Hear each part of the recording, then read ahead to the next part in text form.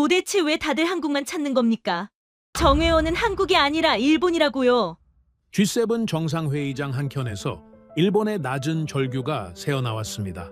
언제나처럼 초청받은 한국의 실무진들은 종횡무진 회의장을 누비고 있었습니다. 세션이 끝나는 순간 이미 다음 판을 깔고 있었죠. 그런데 한쪽 구석에서 어색한 미소를 지으며 주위만 두리번거리는 인물이 있었습니다. 바로 일본의 총리였죠. 나한테는 왜 아무도 말을 안 걸어주나 기다리는 어린아이처럼 말이죠. 그런데 그 무대는 소외된 이를 다독여주는 곳이 아니었죠. 어리광을 받아주는 곳은 더더욱 아니었습니다. 저마다 인자한 미소 뒤에 칼날을 숨기고 외교력의 정점들이 맞붙는 곳이었죠. 1분 1초를 쪼개가면서 치열하게 싸우는 전쟁터였습니다. 일본이 항상 발 아래라 믿어온 나라가 그 전쟁의 한복판을 조용히 장악하고 있었습니다. 그런데 말입니다. 더 충격적인 일이 기다리고 있었습니다.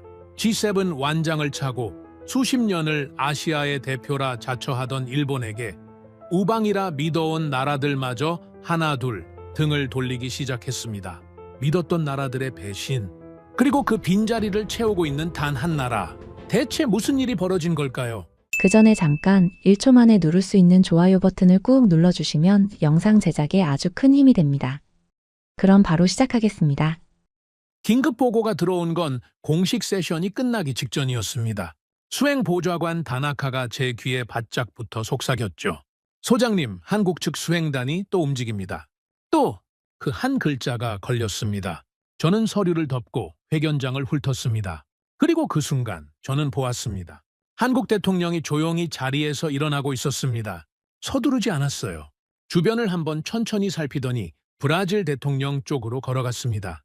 브라질 대통령이 고개를 들었고 표정이 밝아졌습니다. 두 사람의 대화가 시작되었죠. G7 정회원도 아닌 나라의 대통령이 그 자리를 자기 무대처럼 활용하고 있었습니다.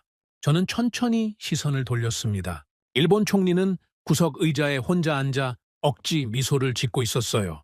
아무도 다가오지 않았습니다. 저는 가토켄입니다. 일본 내각관방 총리 직속 안보전략연구소장이죠. 그 순간 제 등줄기에 흐른 것이 무엇인지 지금부터 말씀드리겠습니다. 저는 30년을 일본의 안보 전략을 설계하는 자리에서 일해왔습니다. 그 세월 동안 단 한 번도 아시아의 서열을 의심한 적이 없었죠. 일본이 G7의 유일한 아시아 대표였고 그것은 우리가 피땀으로 쌓아 올린 경제력과 외교력의 증거였습니다. 한국은 그 아래 있었어요. 일본이 구축한 정밀 공급망 아래에서 부품을 조립해 가던 나라. 저는 그렇게 믿어왔습니다. 적어도 그날 에비앙 회견장에서 그 장면을 보기 전까지는요. 여러분, 그런데 말입니다. 한국은 G7 회원국이 아닙니다. 그러나 세계에서 G7 정상회의에 가장 많이 초청받는 비회원국이 바로 한국이에요. 완장도 없고 명패도 없죠. 그런데 매번 불려옵니다. 이게 무엇을 의미하는지 저는 그날 에비앙에서 처음으로 뼛속 깊이 이해했습니다. 회원증 없이 안방을 차지하는 나라, 초대받은 손님이 아니라 그 자리의 실질적인 주인이 되어버린 나라. 대체 어떻게 이런 일이 가능한 걸까요? 한국 대통령이 브라질 대통령에게 걸어가던 그 장면을 저는 지금도 선명하게 기억합니다. 마치 오래전부터 그 자리에 익숙한 사람처럼 자연스러웠어요. 브라질 대통령이 몸을 돌리며 반색했고 두 사람의 대화가 깊어졌습니다. 주변 수행원들의 시선이 자연스럽게 그쪽으로 쏠렸죠. 브라질은 세계 10위권 경제 대국입니다. 전 세계 자원 외교의 핵심 키맨이에요. 그 브라질 대통령이 한국 대통령과의 대화에 몸을 기울이고 있었습니다. 잠시 후 웃음소리가 났습니다. 짧지만 진심이 담긴 웃음이었어요. 그때 제 옆에 서 있던 독일 외무성 실무 담당관 슈미트가 낮은 목소리로 말했습니다. 가토 소장, 저 한국팀 좀 보십시오. 저는 시선을 따라갔습니다.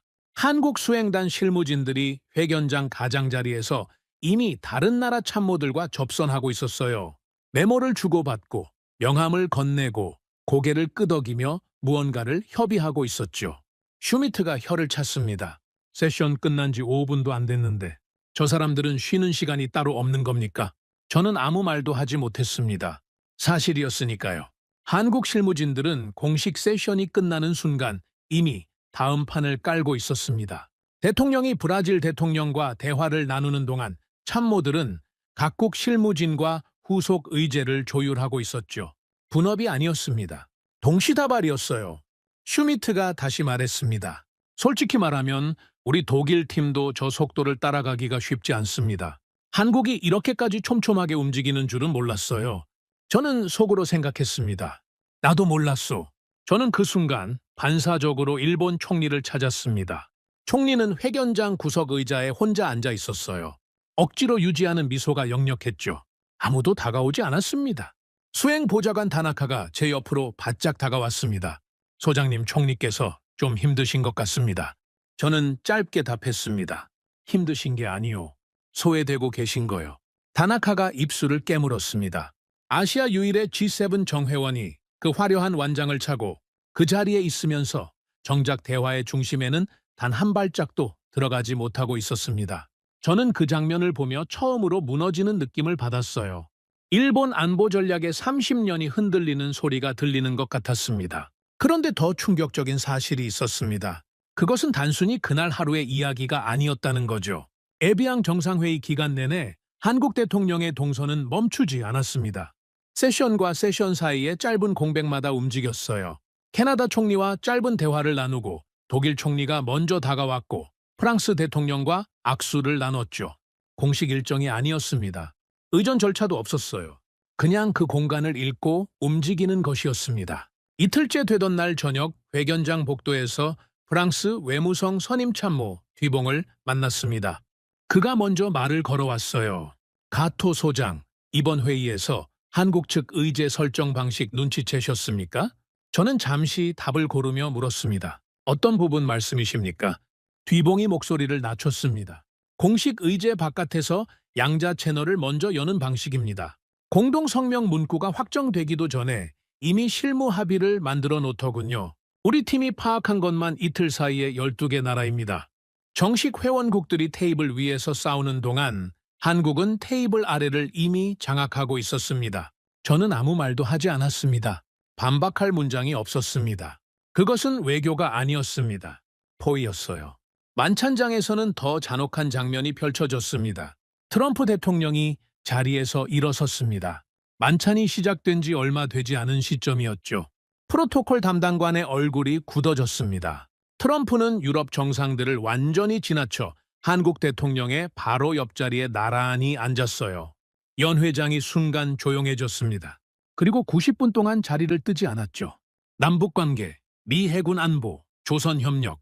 트럼프의 시선은 처음부터 끝까지 한국 대통령을 향해 있었습니다. 저는 그 자리에서 미국 측 보좌관 해리스와 눈이 마주쳤어요. 그가 어깨를 으쓱하며 낮게 말했습니다. 오늘 밤 대통령께서 가장 필요한 분을 찾아가신 겁니다. 트럼프가 그날 밤 한국 대통령에게 타진한 것이 무엇인지 아십니까? 군함 건조였습니다. 미국이 배를 지어달라고 요청한 겁니다. 세계 최강 미 해군이 자국 조선소의 도크가 텅 비어버린 현실 앞에서 한국의 조선 능력에 안보 명주를 맡겨야 하는 처지가 된 것이었죠. 한국의 도크는 지금 가동 중입니까? 트럼프의 목소리는 낮고 진지했습니다. 체면이 없었어요. 준비되어 있습니다. 단, 한반도의 평화 체제와 국익에 대한 확실한 약속이 먼저입니다. 한국 대통령의 답은 짧고 단호했죠. 현대중공업과 한화오션의 도크가 미 해군의 생사를 결정하는 상황. 저는 그 보고를 받던 순간 말문이 막혔습니다. 설계도를 받아 나사를 조이던 나라가 어떻게 여기까지 온 걸까요? 대체 무슨 일이 벌어진 걸까요? 저는 에비앙에서 돌아오는 비행기 안에서 내내 그 장면들을 되새겼습니다. 회견장에서 혼자 억지 미소를 짓던 일본 총리, 브라질 대통령에게 먼저 걸어가던 한국 대통령의 뒷모습, 이틀 만에 12개 나라 실무진을 비공식으로 접촉한 한국 수행단, 트럼프가 프로토콜을 깨고 옆자리를 선택하던 그 순간. 그리고 하나의 질문이 머릿속을 떠나지 않았습니다. 일본은 왜 그토록 G7에 집착했을까요? 단순히 자리 하나의 문제가 아니었습니다. 솔직하게 말씀드리겠습니다. 일본은 지난 30년 동안 많은 것을 잃었습니다. 한때 세계 2위였던 경제 규모는 중국에 밀렸죠. 세계를 호령하던 반도체와 전자산업은 한국과 대만에 추월당했습니다. 자동차마저 흔들리고 있어요. 아시아에서 중국에 치이고 한국에 치이고 대만에 치이는 동안 일본이 내세울 수 있는 것은 단 하나였습니다. G7. 아시아 유일의 선진국 클럽 핵심 멤버. 우리는 여전히 아시아의 대표 선진국이다. 그 상징 하나가 잃어버린 30년을 버티게 해준 마지막 자존심이었습니다. 그런데 말입니다. 그 자리마저 위협받을 수는 없었습니다. 한국이 들어오면 G7이 변하는 것이 아니었습니다. 일본이 더 이상 유일하지 않게 되는 것이었어요. 아시아 대표라는 마지막 상징이 사라지는 것이었습니다. 그런데 더 황당한 것이 있었습니다. 정작 한국은 그 자리에 연연하지 않았다는 겁니다. G7 가입 신청서 한 장 낸 적이 없었어요. 완장에는 눈길도 주지 않으면서 실질적인 실리는 모조리 가져갔습니다. 트럼프가 먼저 옆자리를 찾아오고 브라질 대통령이 먼저 몸을 돌리고 12개 나라 실무진이 비공식 접촉을 요청했습니다. 회원증도 없이 말이죠. 저는 그것이 너무나 불합리하게 느껴졌습니다. 아니 솔직히 말하면 두려웠습니다. 완장을 찬 쪽이 구석에 앉아있고 완장 없는 쪽이 그 자리의 중심을 차지하고 있었다면 도대체 그 완장은 무엇을 위한 것이었습니까? 일본이 지키려 했던 것은 G7 회원증이 아니었습니다. 전후 80년 동안 단 한 번도 의심받지 않았던 아시아 대표 선진국이라는 지위였습니다. 그리고 그 지위가 회원증도 없는 나라 앞에서 조용히 무너지고 있었어요. 우리가 30년간 지켜온 아시아의 서열이라는 것이 어쩌면 우리만의 착각이었던 것은 아닐까요? 그 잔혹한 질문의 답을 저는 이제부터 하나씩 꺼내놓으려 합니다. 회의가 끝난 뒤였습니다. 저는 일본 대표단 대기실에서 보고서를 정리하고 있었죠. 그때 다나카가 문을 열고 들어왔습니다. 평소와 다른 얼굴이었어요. 소장님, 영상이 나왔습니다. 저는 고개를 들었습니다. 무슨 영상입니까? 다나카가 태블릿을 내밀었습니다. 화면을 보는 순간 저는 말문이 막혔습니다. G7 공식 토론 세션 현장이었습니다. 각국 정상들이 테이블에 모여 의제를 논의하는 장면이었죠. 그런데 카메라 한쪽 구석에 잡힌 것이 있었습니다. 일본 총리가 중심 테이블에서 한참 떨어진 자리에 혼자 앉아 있었습니다. 제가 현장에서 봤던 바로 그 장면이었죠. 대화에 끼지 못하고 있었어요. 그리고 그 순간 총리가 의자를 천천히 돌리기 시작했습니다. 촬영되고 있다는 사실을 전혀 인지하지 못한 채 혼자서 저는 화면에서 눈을 떼지 못했습니다. 다나카가 낮은 목소리로 말했습니다. 이미 일본 현지 방송으로 나가고 있습니다. 저는 태블릿을 내려놓았습니다. 손끝이 차가웠어요. 얼마나 지났을까요? 다나카가 다시 입을 열었습니다. 소장님, 영상 조회수가 지금 이 순간에도 올라가고 있습니다. 일본 트위터 실시간 트렌드 1위입니다. 저는 아무 말도 하지 않았습니다. 트렌드 1위. 그 말이 머릿속에서 천천히 가라앉았습니다. 여러분, 그런데 말입니다. 그 영상이 터진 타이밍이 문제였습니다. 하필이면 바로 그 순간 한국 대통령의 동선이 함께 편집되어 퍼지고 있었습니다. 세션 사이에 짧은 휴식 시간마다 각국 정상들에게 먼저 다가가고 실무진이 동시다발로 협의를 이어가는 장면이 나란히 붙어 있었죠. 한쪽은 대화의 중심을 만들고 있었고 한쪽은 그 바깥에서 혼자였습니다. 그 대비가 화면 안에서 너무나 선명했어요. 편집한 사람이 따로 있는 것도 아니었습니다. 그냥 같은 회견장에서 같은 시간에 찍힌 두 장면을 나란히 붙여놓은 것뿐이었죠. 그런데 그것만으로도 충분했습니다. 일본 열도가 흔들리기 시작했습니다. 다나카가 다시 들어왔습니다. 소장님, 야후 재팬 실시간 여론입니다. 저는 받아들었습니다. 한국 대통령은 비회원국임에도 이번 회의에서 가장 많은 정상 접촉을 만들어냈다. 우리 총리는 그 자리에서 무엇을 했는가? G7 정회원의 존재감이 이 정도라면 회원 자격을 논의해야 하는 것 아닌가? 아시아의 대표가 한국으로 바뀐 것 아닌가? 현실을 직시하자. 저는 화면을 덮었습니다. 더 읽을 수가 없었어요. 그때 제 휴대전화가 울렸습니다. 총리실 수석 보좌관 야마모토였습니다. 가토 소장, 지금 상황 파악하고 계십니까? 보고 있습니다. 총리께서 대국민 입장 발표를 검토하고 계십니다. 소장님 의견은 어떻습니까? 저는 잠시 말을 골랐습니다. 야마모토 보좌관, 지금 이 상황은 언어로 수습할 수 있는 성질이 아닙니다. 국제사회는 이미 두 나라의 장면을 나란히 봤습니다. 사람들이 기억하는 것은 설명이 아니라 장면입니다. 입장 발표는 오히려 그 장면에 다시 주목하게 만들 뿐입니다. 전화기 넘어가 조용해졌습니다. 잠시 후 야마모토가 낮게 말했습니다. 그렇다면 소장님, 우리가 지금 할 수 있는 것이 무엇입니까? 저는 솔직하게 답했습니다. 지금 당장은 없습니다. 이 국면은 말로 뒤집을 수 없어요. 실질적인 성과로만 답할 수 있습니다. 그런데 그 성과를 만들 구조 자체가 이번 회의에서 작동하지 않았습니다. 야마모토가 한참 침묵했습니다. 그리고 아주 낮은 목소리로 말했죠. 소장님, 그 구조가 왜 작동하지 않은 겁니까? 저는 그 질문에 바로 답하지 않았습니다. 왜냐하면 그 답이 너무나 불편했기 때문입니다. 구조의 문제가 아니었습니다. 우리가 틀린 판을 읽고 있었던 겁니다. 저는 조용히 전화를 끊었습니다. 창밖을 바라보았습니다. 레만 호수 위로 저녁빛이 깔리고 있었어요. 아름다운 풍경이었습니다. 그런데 저는 그 풍경이 전혀 눈에 들어오지 않았습니다. 다음 날 아침이었습니다. 저는 회견장 로비에서 영국 외무성 수석 자문관 처치를 마주쳤습니다. 그가 먼저 다가왔어요. 가토 소장, 잠깐 시간 되십니까? 우리는 로비 한쪽 소파에 나란히 앉았습니다. 처칠이 목소리를 낮췄습니다. 어제 영상컨으로 드리고 싶은 말이 있습니다. 우리 쪽에서도 분석을 했습니다. 말씀하시죠. 영상 자체보다 그 영상이 촉발한 비교의 구도가 핵심입니다. 이번 회의에서 한국은 공식 의제 확정 이전에 이미 핵심 당사국들과 양자 실무 합의를 선점했습니다. 공동성명 문구가 테이블 위에서 조율되는 동안 한국은 그 성명이 자국에 유리하게 작동할 수 있도록 사전에 판을 짜둔 겁니다. 우리가 파악한 것만 이틀 사이에 12개 나라입니다. 저는 잠시 말을 아꼈습니다. 처칠이 계속했습니다. 반면 일본은 공식 석상에서의 발언권에 집중하는 경향이 있습니다. 그런데 지금 G7의 실질적인 의사결정은 공식 석상이 아니라 그 바깥에서 이루어집니다. 테이블 위의 발언이 아니라 테이블이 만들어지기 전에 의제를 설계하는 능력이 지금 시대의 외교력입니다. 한국은 그 방식을 완벽하게 체화하고 있습니다. 저는 그 말을 들으며 속으로 생각했습니다. 테이블이 만들어지기 전에 의제를 설계한다. 그것은 단순한 외교 기술이 아니었습니다. 국가 전략의 근본적인 차이였어요. 처칠이 잠시 뜸을 들이더니 말을 이었습니다. 가토 소장, 한 가지 더 드리고 싶은 말이 있습니다. 말씀하시죠. 이번 회의에서 한국 수행단이 영국 측 실무진에게 먼저 접촉해온 것이 3차례 있었습니다. 내용은 공개하기 어렵습니다만 한 가지는 말씀드릴 수 있어요.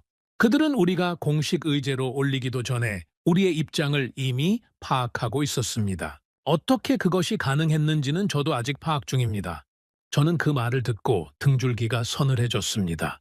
공식 의제로 올리기도 전에 상대국의 입장을 파악하고 있었다는 것, 그것은 정보력의 문제가 아니었습니다. 얼마나 촘촘하게, 얼마나 오랫동안, 얼마나 깊숙이 네트워크를 구축해 왔는지의 문제였습니다. 처칠이 마지막으로 말했습니다. 가토 소장, 솔직히 말씀드리면 우리 외무성 내부에서도 이런 이야기가 나옵니다.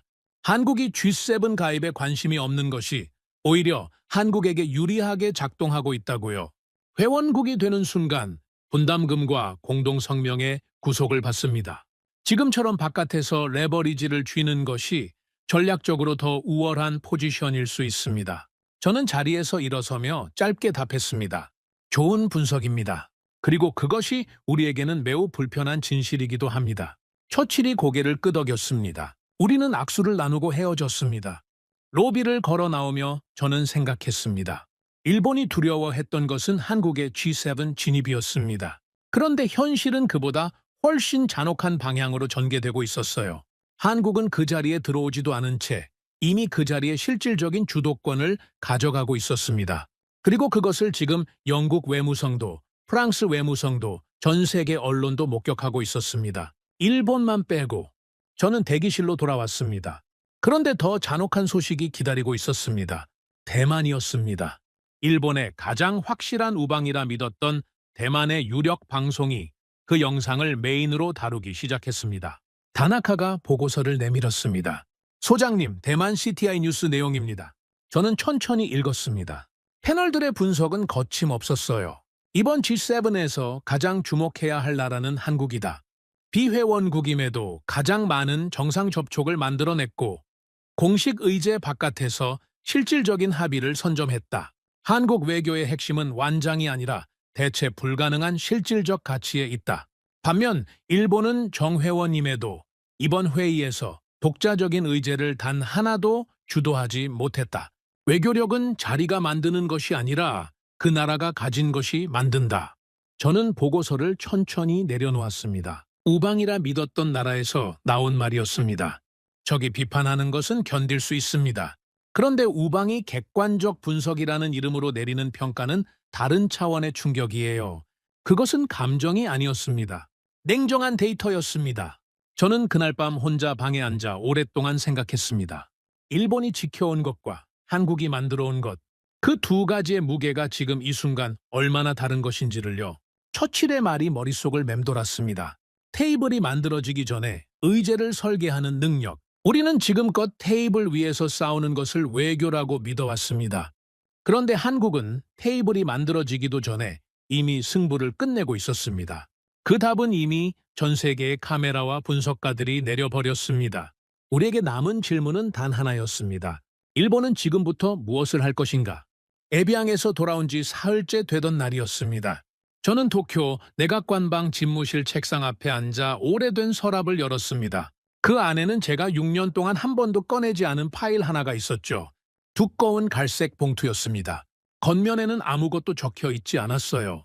저는 그것을 천천히 꺼내 책상 위에 올려놓았습니다.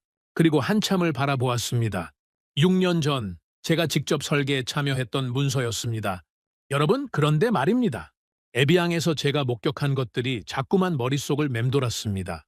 회견장에서 판을 짜던 한국 수행단, 트럼프가 먼저 옆자리를 찾아간 장면, 처칠이 낮은 목소리로 말하던 그 문장, 테이블이 만들어지기 전에 의제를 설계하는 능력. 저는 봉투를 열었습니다. 2020년이었습니다. 트럼프 당시 대통령이 돌연선언을 했습니다. G7은 시대에 뒤떨어진 그룹이다. 한국, 호주, 인도, 러시아를 포함한 G11 체제로 확대해야 한다. 그 발언이 나오던 날 도쿄 외무성 본청은 발칵 뒤집혔습니다. 그런데 말입니다. 당시 워싱턴 외교계에서 G11 확대 논의가 나올 때마다 단연 가장 중요하게 거론되던 나라가 있었습니다. 호주도 아니었고 인도도 아니었습니다. 한국이었습니다. 미 국무부 내부 보고서에서도 싱크탱크의 분석에서도 의회, 청문회 발언에서도 한국은 항상 첫 번째로 호명되었죠. 반도체, 조선, 방산, 배터리. 어느 각도에서 보더라도 한국의 산업 경쟁력과 지정학적 위치는 G7 확대 논의에서 빠질 수 없는 존재였습니다. 그 사실이 도쿄를 더욱 깊은 공포로 밀어넣었습니다. 저는 그날 외무성 긴급 회의에 참석했습니다. 회의실 안의 공기가 달랐어요. 평소라면 절도 있게 자리를 지키던 외무성 간부들이 술렁이고 있었습니다. 외무성 차관 다나베가 먼저 입을 열었습니다. 가토 소장, 이번 트럼프 발언의 파장을 어떻게 보십니까? 저는 잠시 생각했습니다. 표면적으로는 G7 확대 논의입니다. 그러나 우리 입장에서 핵심은 하나입니다. 한국이 정회원으로 진입하는 순간 일본이 아시아 유일 G7 국가라는 지위를 영구적으로 상실한다는 것입니다. 다나베가 고개를 끄덕였습니다.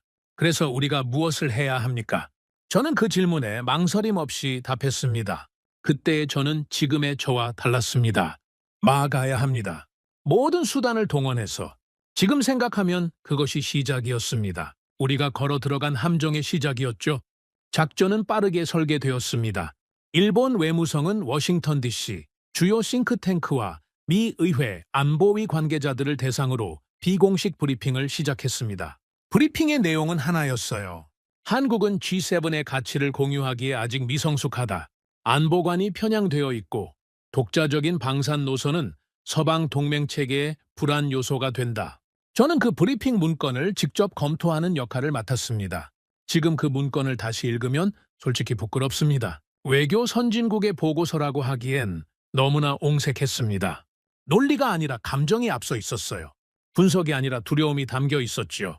그런데 더 황당한 일이 벌어지고 있었습니다. 우리가 워싱턴 곳곳을 뛰어다니며 로비를 펼치는 동안 정작 한국은 아무런 움직임이 없었습니다. 당시 워싱턴 외교계에서는 이런 말이 돌았습니다. 일본은 한국을 막기 위해 전방위적인 로비를 벌이고 있는데 정작 한국은 이 논의 자체를 거들떠보지도 않는다고요. 처음에는 그 말을 믿지 않았습니다. 설마 이 중요한 외교판에서 한국이 무관심할 리가 없다고 생각했죠. 그런데 워싱턴에서 실무를 뛰던 우리 외교관들의 보고가 하나같이 같은 내용이었습니다. 한국 측 외교 채널에서 G7 관련 움직임이 전혀 감지되지 않는다는 것이었습니다. 어느 날 워싱턴 DC의 한 호텔 회의실이었습니다. 일본 외무성 파견 외교관 스즈키가 미 하원 군사위 보좌관 맥킨리를 만나는 자리였습니다. 저도 배석했습니다. 스즈키가 문건을 내밀며 말했습니다. 한국의 방산 독자 노선은 미국 주도의 인도태평양 동맹 체계에 균열을 만들 수 있습니다. G7이라는 선진국 클럽의 가치 기준을 희석시킬 수 있다는 점도 고려해야 합니다. 맥킨리가 문건을 받아들었습니다. 그리고 천천히 훑어보더니 고개를 들었습니다. 스즈키 참사관, 한 가지 물어봐도 됩니까? 말씀하시죠. 이 문건에서 한국의 방산 독자 노선을 문제로 지적하셨는데 현재 미 국방부가 가장 필요로 하는 것이 무엇인지 아십니까? 스즈키가 잠시 머뭇거렸습니다. 맥킨리가 문건을 덮으며 말했습니다. 한국의 첨단 제조 능력입니다. K9 자주포, 이지스 구축함 부품, 조선도크, 중국 문제를 다루기 위해 우리 국방부가 가장 긴밀하게 협력하고 싶은 나라가 바로 한국입니다. 일본이 우려하는 그 독자 노선이 우리 펜타곤에는 가장 매력적인 요소입니다. 회의실 안이 조용해졌습니다. 스즈키가 미소를 유지하며 답했습니다. 물론 그 부분은 저희도 이해합니다. 다만 동맹체계의 일관성 측면에서 검토가 필요하다는 취지입니다. 맥킨리가 짧게 고개를 끄덕였습니다. 그리고 더 이상 그 문건을 들여다보지 않았습니다. 저는 그 장면을 옆에서 지켜보며 처음으로 불안함을 느꼈습니다. 우리의 논리가 워싱턴에서 먹히지 않고 있었습니다. 그런데 회의실을 나서는 길에 맥킨리 보좌관실 직원 하나가 제 옆으로 다가왔습니다. 낮은 목소리였습니다. 가토 소장님, 개인적으로 드리는 말씀입니다. 저는 걸음을 멈췄습니다. 한국 측에서 G7 관련해서 공식적으로 접촉해온 것이 있습니까? 저는 잠시 생각하다 답했습니다. 우리가 파악하기론 없습니다. 그 직원이 작게 웃었습니다. 그렇죠. 저희도 그렇게 파악하고 있습니다. 그런데 일본 측에서는 이렇게 공을 들여 로비를 하고 있으니 워싱턴 입장에서는 좀 이상하게 보일 수 있습니다. 정작 당사자는 신경도 안 쓰는 일을 옆 나라가 필사적으로 막으려 하는 상황이니까요. 저는 그 말에 아무런 답도 하지 못했습니다. 복도를 걸어 나오며 뒤통수가 화끈거렸습니다. 그리고 며칠 후 국내로 돌아온 우리에게 보고 하나가 올라왔습니다. 다나카가 보고서를 내밀었습니다. 소장님, 한국 외교부 확인 결과입니다. 저는 그 보고서를 받아들었어요. 한국 외교부는 G7 가입과 관련한 공식 요청이나 내부 검토를 진행한 사실이 없다고 합니다. 관련 절차를 밟은 기록 자체가 없습니다. 저는 그 문장을 2번 읽었습니다. 공식 요청이 없었다. 내부 검토조차 없었다. 단합의 차관이 낮게 말했습니다. 이게 무슨 뜻입니까? 가토 소장. 저는 천천히 답했습니다. 한국은 처음부터 그 자리에 관심이 없었다는 뜻입니다. 회의실 안이 싸늘해졌습니다. 우리는 한국이 G7에 진입하는 것을 막기 위해 워싱턴을 돌며 로비를 펼쳤습니다. 엔화 기금을 동원했고 비공식 문건을 유포했죠. 그런데 정작 막으려던 당사자는 신청서 한 장 낸 적이 없었습니다. 맥킨리 보좌관실 직원의 말이 떠올랐습니다. 정작 당사자는 신경도 안 쓰는 일을 옆 나라가 필사적으로 막으려 하는 상황. 저는 그것이 국제 외교 무대에서 얼마나 우스운 그림으로 보였을지를 그제야 실감했습니다. 문지기가 혼자 허공에 대고 칼을 휘두르고 있었던 겁니다. 저는 그 사실을 알게 된 순간의 느낌을 지금도 잊지 못합니다. 분노가 아니었습니다. 허탈함과 수치심이었어요. 그리고 그 허탈함 뒤에 서서히 올라온 것은 공포였습니다. 한국이 관심이 없었던 이유가 단순한 무관심 때문이 아닐 수 있다는 생각이 들었기 때문입니다. 훗날 저는 그 이유를 알게 됩니다. 한국은 G7 정회원이 되는 순간 날아올 청구서를 이미 계산하고 있었습니다. 우크라이나 재건 분담금, 기후기금, 공동성명의 외교적 구속, 그것을 떠안는 대신 지금처럼 바깥에서 레버리지를 쥐는 것이 훨씬 실리적이라는 계산을 이미 맞춰둔 것이었죠. 우리가 필사적으로 성문을 걸어 잠그는 동안 한국은 그 성문 바깥에서 성벽 자체를 쓸모없게 만들고 있었습니다. 저는 갈색 봉투를 다시 덮었습니다. 그리고 서랍에 넣었습니다. 그 문건은 일본 외교의 치부였습니다. 동시에 한국이라는 나라를 얼마나 얕게 읽었는지를 보여주는 잔혹한 기록이었죠. 한국이 묵묵히 K9 자주포를 폴란드에 수출하고 세계 최고의 조선 도크를 확장하는 동안 일본은 낡은 완장을 닦는데 수조 엔을 낭비하고 있었습니다. 그리고 지금 에비앙에서 그 결과가 고스란히 드러났습니다. 성문을 걸어 잠근 쪽이 그 안에 갇혀 있었고 성문 밖에서 내버려진 쪽이 세계의 중심에 서 있었습니다. 저는 집무실 창밖을 바라보았습니다. 도쿄의 밤이 깔리고 있었어요. 그리고 생각했습니다. 우리가 막으려 했던 것은 한국의 G7 진입이었습니다. 그런데 우리가 실제로 막은 것은 한국이 아니라 우리 자신의 미래였던 것은 아닐까요?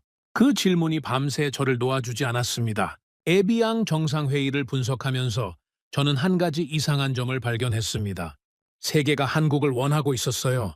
그런데 한국은 원하지 않았습니다.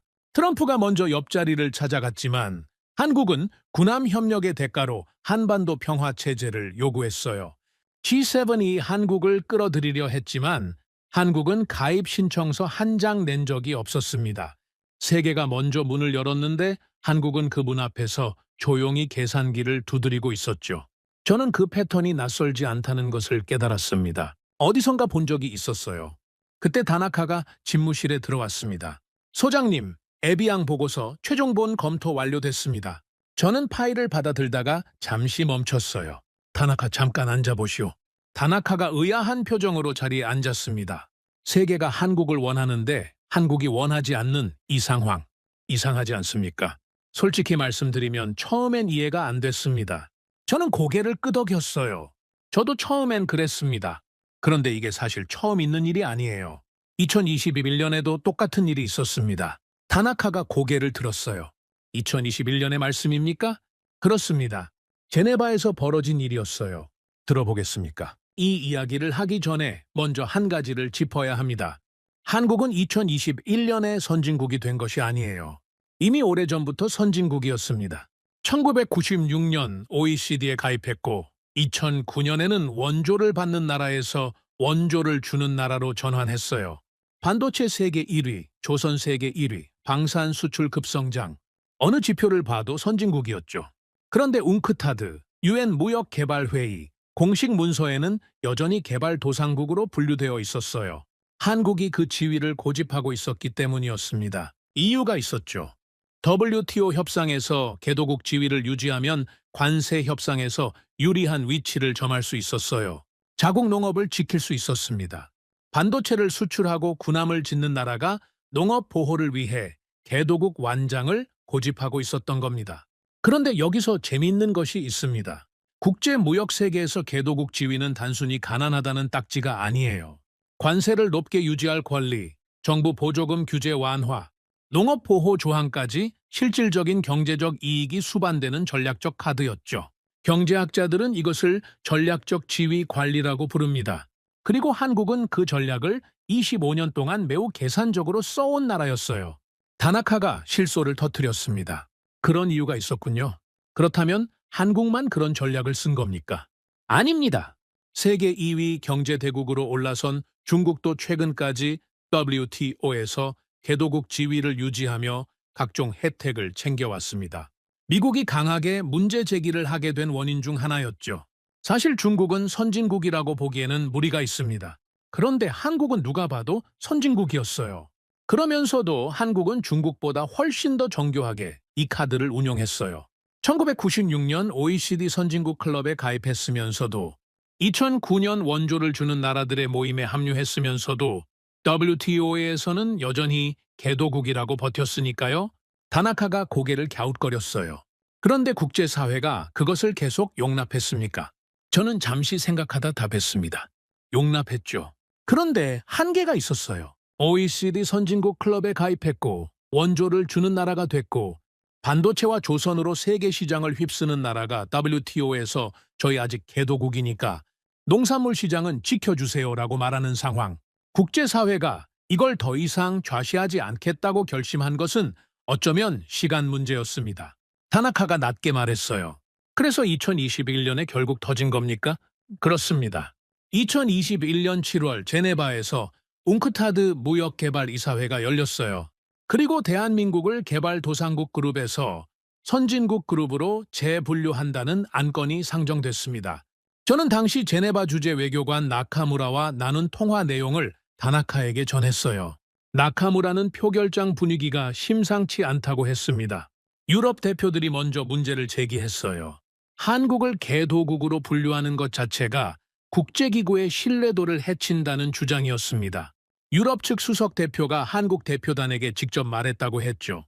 한국의 반도체 수출액과 조선업 점유율, 방산 수출 증가율을 보십시오. 이 지표들을 가진 나라를 개도국으로 분류하는 것은 웅크타드 스스로 자신의 기준을 포기하는 겁니다. 우리는 한국을 위해 이 안건을 상정한 것이 아닙니다.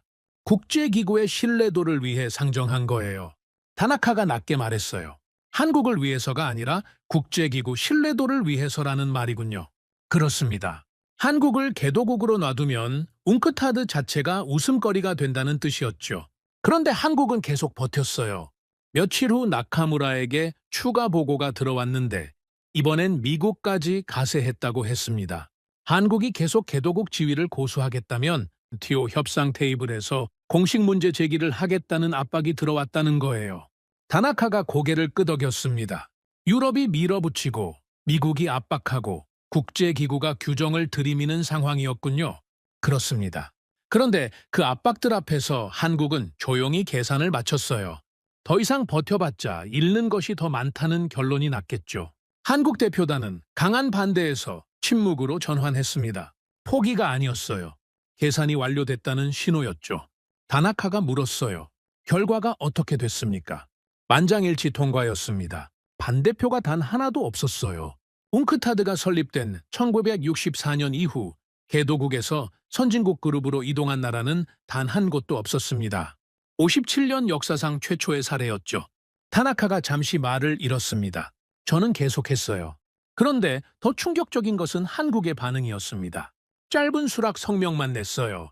화려한 자축도 없었고 대대적인 홍보도 없었습니다. 그냥 받아들였어요. 마치 이미 알고 있었다는 듯이요. 다나카가 낮게 말했습니다. 이미 알고 있었다는 듯이. 그렇습니다. 한국은 이미 알고 있었던 거예요. 자신이 선진국이라는 것을요. 세계가 그것을 인정하든 인정하지 않든 한국은 그냥 하던 일을 계속했습니다. 그리고 세계가 뒤늦게 공식 문서에 그 현실을 올렸을 때 한국은 담담하게 받아들인 겁니다. 세계가 한국을 밀어서 선진국으로 만들어버린 거예요. 다나카가 한참을 생각하다가 말했어요. 소장님, 그러면 지금 에비앙에서 벌어지는 일도 같은 구조 아닙니까? 저는 그 말을 듣고 고개를 끄덕였습니다. 바로 그겁니다. G7이 한국을 원하고 있어요. 트럼프가 먼저 찾아오고 각국 정상들이 줄을 서고 세계가 한국을 끌어들이려 하죠. 그런데 한국은 여전히 원하지 않아요. 2021년 웅크타드에서 버텼던 것처럼 그냥 하던 일을 계속하고 있습니다. 다나카가 낮게 말했어요. 그렇다면 우리가 한국을 막으려 벌인 로비는 처음부터 의미가 없었던 겁니까? 저는 잠시 생각하다 답했습니다. 의미가 없었던 것이 아니라 방향이 틀렸던 겁니다. 우리는 한국이 올라오지 못하도록 막는데 에너지를 썼어요. 그런데 한국이 올라오지 못하도록 막을 방법은 처음부터 없었습니다. 한국이 만들어내는 것들을 세계가 필요로 하는 한 막을 수 없었어요. 우리가 해야 했던 것은 막는 것이 아니라 우리 자신이 더 강해지는 것이었죠. 다나카가 말없이 고개를 끄덕였습니다. 저는 창밖을 바라봤어요. 웅크타드 의장이 표결 직후 했던 말이 떠올랐습니다. 한국을 개도국으로 분류하는 것은 더 이상 국제법적으로 정당화하기 어렵다. 그들은 이미 우리보다 앞서 있다. 그 말을 처음 들었을 때 저는 단순히 경제 지표 이야기라고 생각했습니다. 그런데 에비앙을 겪고 나서 다시 떠올리니 다르게 들렸어요. 그들은 이미 우리보다 앞서 있다. 경제만이 아니었습니다. 전략에서도 외교에서도 계산하는 방식에서도 앞서 있었어요. 원하지 않아도 세계가 먼저 찾아오는 나라. 그것이 한국이었습니다. 그리고 일본은 지금껏 그 반대 방향으로 달려왔어요. 세계가 인정해주기를 기다리는 대신 스스로 인정해달라고 달려갔습니다. 웅크타드 표결에서 한국이 버티는 동안 일본은 G7 완장을 지키기 위해 뛰어다녔어요. 그 차이가 무엇을 만들어냈는지는 지금 에비앙이 보여주고 있었습니다. 진짜 강대국은 자리를 요구하지 않아요. 자리가 그 나라를 찾아오죠. 저는 그 단순한 진실을 이해하는데 30년이 걸렸습니다. 보고서 한 장이 제 책상 위에 올라왔습니다. 워싱턴 주재 히라노가 보내온 문서였어요. 제목은 단 한 줄이었죠. 일본의 G7 유지 비용 추산 보고서. 저는 파일을 천천히 펼쳤습니다. 그런데 읽기 시작하자마자 손이 멈췄어요. 저는 그동안 G7을 일본의 자산으로만 생각해 왔습니다. 아시아 유일의 선진국 클럽 정회원. 그것이 일본의 위상이고 힘이라고 믿어왔죠. 그런데 이 보고서는 전혀 다른 질문을 던지고 있었어요. G7 자리를 유지하는데 일본이 얼마를 쓰고 있는가? 저는 항목들을 하나씩 읽어 내려갔습니다. 우크라이나 재건 지원 분담금, 기후위기 대응 기금 납입, 대러시아 제재 동참으로 인한 에너지 비용 상승분, G7 공동성명 이행을 위한 각종 국제기구 기여금 확대. 저는 항목마다 붙어있는 숫자들을 더해갔어요. 그리고 최종 합산액을 보는 순간 잠시 숨이 막혔죠. 다나카가 들어왔습니다. 소장님, 안색이 좋지 않으십니다. 다나카, 이 보고서 봤습니까? 다나카가 파일을 받아들고 훑어봤어요. 보고 있습니다. 이 숫자들이 무엇을 의미하는지 아십니까? 다나카가 잠시 생각하다 답했습니다. G7 회원국으로서 일본이 부담하는 비용들이군요. 저는 고개를 끄덕였어요. 그렇습니다. 그런데 단순한 분담금 이야기가 아니에요. 우크라이나 전쟁이 터진 뒤 일본은 G7 공동성명에 따라 대러시아 제재에 동참했습니다. 그 결과 러시아산 에너지 공급에 차질이 생겼죠. 대체 에너지를 구하는데 막대한 비용이 들었습니다. 중국을 겨냥한 G7 반도체 수출 통제 공조에도 참여했어요. 그 결과 중국 시장에서 일본 기업들의 입지가 좁아졌죠. G7 공동성명에 도장을 찍을 때마다 일본의 선택지가 하나씩 줄어들고 있었습니다. 다나카가 조용히 말했어요. 완장이 족쇄가 된 거군요. 저는 그 표현이 정확하다고 생각했어요. 그렇습니다. 완장이 족쇄가 된 거죠. 그런데 더 잔혹한 것이 있어요. 저는 보고서 두 번째 파트를 펼쳤습니다. 같은 기간 한국의 투자 내역이었어요. 히라노가 대조 분석 자료로 함께 첨부한 것이었죠. 용인 반도체 메가 클러스터 착공. 세계 최대 규모의 반도체 생산 단지였습니다. 거제도 조선소 LNG선 생산 라인 확장, 방산 수출 인프라 확충, 차세대 잠수함 기술 개발 투자. 저는 두 보고서를 나란히 놓고 바라봤어요. 일본이 G7 완장을 유지하는 데 쏟아붓는 돈, 한국이 그 돈을 아껴 투자하는 것들. 그 대비가 너무나 선명했죠. 다나카가 낮게 말했어요. 소장님, 한국은 G7에 들어오지 않은 덕분에 이것들을 할 수 있었던 겁니까? 저는 잠시 생각하다 답했어요. 단순히 돈 문제만이 아닙니다. G7 공동성명에 서명하는 순간 중국에 대한 입장이 확정되고 러시아에 대한 입장이 확정되죠. 외교적 선택지가 사라지는 겁니다. 한국은 그 선택지를 살려두고 있어요. 미국에도 필요한 나라, 중국에도 필요한 나라로 남아있으면서 양쪽에서 동시에 레버리지를 쥐고 있죠. 일본은 G7 완장을 차는 순간 그 레버리지를 스스로 내려놓은 겁니다. 다나카가 파일을 덮으며 말했어요. 그렇다면 일본은 돈을 내면서 선택지까지 잃은 겁니까? 저는 그 말을 듣고 한동안 아무 말도 하지 않았습니다. 그렇습니다. 일본은 돈을 내면서 선택지까지 잃었어요. 그리고 그동안 한국은 돈을 아끼면서 선택지를 늘리고 있었죠. 그런데 말입니다. 저는 그 대비보다 더 깊이 저를 흔든 것이 있었습니다. 한국이 그 돈으로 구체적으로 무엇을 만들었는지를 들여다봤을 때였어요. 용인 반도체 메가 클러스터. 총 투자 규모만 300조 원이 넘습니다. 단일 산업 단지로는 세계 최대 규모예요. 그런데 그 클러스터에서 생산될 반도체가 어디로 가는지 아십니까? 미국 애플, 엔비디아, 인텔이 줄을 서고 있죠. 유럽의 자동차 기업들이 장기 공급 계약을 요청하고 있습니다. 일본 기업들도 그 반도체를 필요로 하고 있어요. 저는 그 사실 앞에서 한참을 멍하니 앉아 있었습니다. 일본이 G7 완장을 유지하는 데 쓴 돈이 돌아 한국의 반도체 클러스터를 필요로 하는 구조를 만들고 있었어요.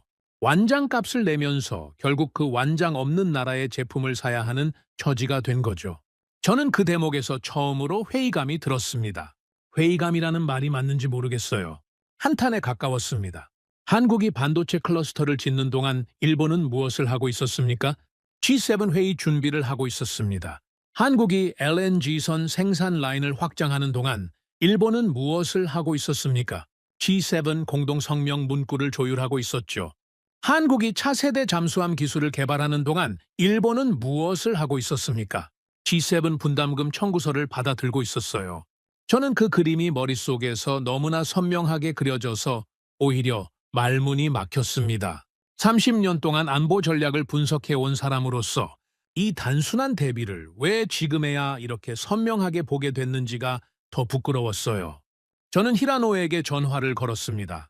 히라노, 이 보고서 수치들이 정확합니까? 확인된 수치들입니다, 소장님. 그런데 말씀드리고 싶은 것이 있어요. 말해보시오. 일본이 G7 자리를 유지하기 위해 치르는 비용은 단순한 분담금을 넘어섭니다. 국제사회에서 G7 회원국으로서 기대받는 역할이 있거든요. 그 역할을 수행하기 위해 일본은 때로 자국 이익과 충돌하는 결정을 해야 합니다. 그런데 그 결정들이 쌓이면서 일본이 선택할 수 있는 외교적 공간이 점점 좁아지고 있죠. 워싱턴에서는 이런 말이 나옵니다. 일본은 G7의 가장 충실한 회원국이지만 그 충실함이 일본을 가장 취약하게 만들고 있다고요. 저는 그 말을 듣고 잠시 눈을 감았어요. 히라노가 계속했습니다. 소장님, 반면 한국 이야기를 해드리면 워싱턴 재무부 쪽에서 흥미로운 분석이 나왔습니다. 한국이 G7 가입을 보류하면서 아낀 돈과 선택지로 무엇을 했는지를 추적한 보고서입니다. 용인 반도체 클러스터 하나만 해도 300조 원이 넘는 투자죠. G7 분담금으로 수십 년을 내야 할 돈을 자국 산업에 집중 투자한 겁니다. 다나카가 조심스럽게 물었어요. 소장님, 그렇다면 일본은 잘못된 선택을 해온 겁니까? 저는 잠시 생각하다 답했습니다. 선택이 잘못됐다기보다 시대가 바뀌었는데 선택을 바꾸지 못했다고 보는 것이 맞겠죠. G7이 만들어진 1970년대에는 그 자리가 실질적인 힘이었습니다. 세계 경제를 좌우하는 나라들의 모임이었죠. 그런데 지금은 다릅니다. 중국이 세계 2위 경제 대국이 됐고 인도가 부상하고 있고 공급망의 중심이 아시아로 이동했어요. G7 안에 있다는 것이 과거만큼의 힘을 의미하지 않게 됐죠. 그런데 일본은 여전히 그 자리에 모든 것을 걸고 있습니다. 다나카가 낮게 말했어요. 한국은 그 변화를 읽었고 일본은 읽지 못한 거군요. 저는 그 말에 아무 답도 하지 않았습니다. 답을 알고 있었지만 입 밖으로 꺼내기가 불편했어요. 아니, 솔직히 말하면 인정하기가 싫었던 거였죠.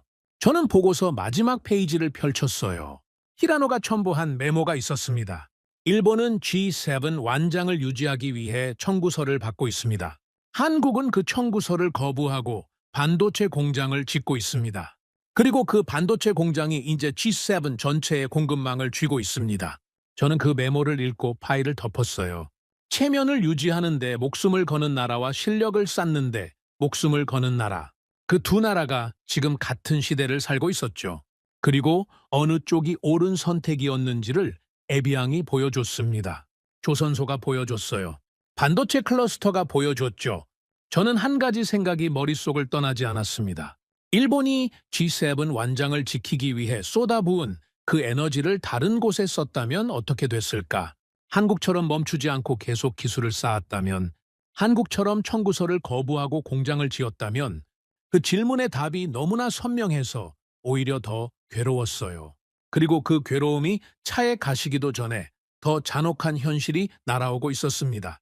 중국이 움직이기 시작했어요. 또 다른 보고서가 들어온 건 이른 아침이었습니다. 저는 집무실에서 커피를 막 들었을 때였어요. 다나카가 문을 열고 들어왔습니다. 그런데 평소와 달리 노크를 하지 않았어요. 저는 그 순간 직감했죠. 보통 일이 아니구나. 다나카가 파일을 내밀었습니다. 소장님, 긴급 보고입니다. 저는 파일을 받아들었어요. 첫 줄을 읽는 순간 커피잔을 내려놓았죠. 시네츠 화학, 도쿄 일렉트론, 7월 1일부로 생산 전면 중단. 저는 그 문장을 2번 읽었습니다. 그리고 다나카를 바라봤어요. 이게 사실입니까? 확인된 내용입니다, 소장님. 저는 잠시 말을 잃었습니다. 시네츠 화학은 배터리 소재 분야에서 세계 시장을 쥐락펴락하는 기업이에요. 도쿄 일렉트론은 반도체 제조 장비 분야에서 전 세계 점유율 20%에 육박하는 거인이었죠. 그 두 회사가 동시에 생산을 멈춘다는 겁니다. 이유는 단 하나였어요. 중국이 히토류 공급을 끊었습니다. 여러분, 그런데 말입니다. 제가 이런 말씀을 드렸었죠? G7 완장을 차는 순간 외교적 선택지가 하나씩 줄어든다고요. 일본은 G7 공동성명에 따라 대중국 강경 노선에 묶였습니다. 그 대가가 지금 날아온 겁니다. 중국은 말이 아니라 공급망으로 답했어요. 히토류 봉쇄였습니다. 다카이치 총리의 군국주의 노선에 분노한 중국이 무기를 꺼내든 거죠. 중국인민일보는 이미 수개월 전부터 경고 서한을 보내온 바 있었습니다. 평화의 마지노선을 흔드는 다카이치 정권은 응분의 대가를 치를 것이다. 그 경고가 빈말이 아니었어요. 저는 파일을 덮고 다나카에게 물었습니다. 일본 정부 대응은 어떻습니까? 긴급 대책회의가 소집됐습니다. 결론이 뭡니까? 대체 공급처를 찾는 것입니다. 저는 고개를 끄덕였어요. 당연한 수순이었죠. 그런데 그 대체 공급처 찾기가 생각만큼 쉽지 않았습니다. 며칠 후 히라노에게서 보고가 들어왔어요. 소장님, 일본 정부가 먼저 호주를 찾아갔습니다. 결과가 어떻습니까? 호주는 히토류 매장량은 풍부합니다. 그런데 문제가 있어요. 정제 시설이 없습니다. 원광석은 있지만 실제로 쓸 수 있는 소재로 가공하는 능력이 부족해요. 최소 3년에서 5년은 걸린다는 결론이 나왔습니다. 저는 그 말을 듣고 잠시 눈을 감았어요. 3년에서 5년. 7월 1일 생산 중단이 코앞인데 3년에서 5년을 기다릴 수는 없었죠. 히라노가 계속했습니다. 그 다음에 인도를 찾아갔습니다. 인도는 어땠습니까? 인도도 히토류가 있습니다. 그런데 인도 역시 정제 능력이 부족하고 무엇보다 공급 안정성이 문제였습니다. 인도 측에서 장기 공급 계약 조건으로 까다로운 기술 이전을 요구했습니다. 협상이 쉽지 않았어요. 저는 그 보고를 들으며 생각했습니다. 호주는 정제 시설이 없고 인도는 조건이 까다롭다. 일본이 살아날 구멍을 찾고 있었지만 구멍이 없었어요. 히라노가 세 번째 보고를 했습니다. 미국에도 타진했습니다.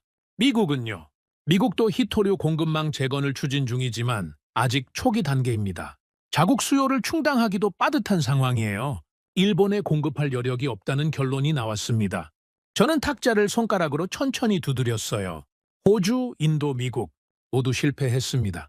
그런데 더 잔혹한 소식이 기다리고 있었어요. 다나카가 두 번째 파일을 내밀었습니다. 소장님, 일본은행 긴급 보고입니다. 저는 받아들었어요. 엔화 환율이었습니다. 1달러당 160엔. 심리적 저지선이 뚫렸죠. 160엔이라는 숫자가 왜 중요하냐고요? 그것은 단순한 숫자가 아니었습니다. 일본 금융시장이 수십 년간 사수해온 마지노선이었어요. 그 선이 뚫리는 순간 시장 심리가 무너지고 자본이 빠져나가고 물가가 오르고 기업 수익이 급락하는 연쇄 반응이 시작됩니다. 그리고 그 연쇄 반응이 지금 시작되고 있었죠. 저는 다나카에게 물었어요. 일본은행은 지금 뭘 하고 있습니까? 시장 개입에 들어갔습니다. 지난 한 달간 투입한 금액이 750억 달러입니다. 저는 그 숫자를 듣고 잠시 눈을 감았어요.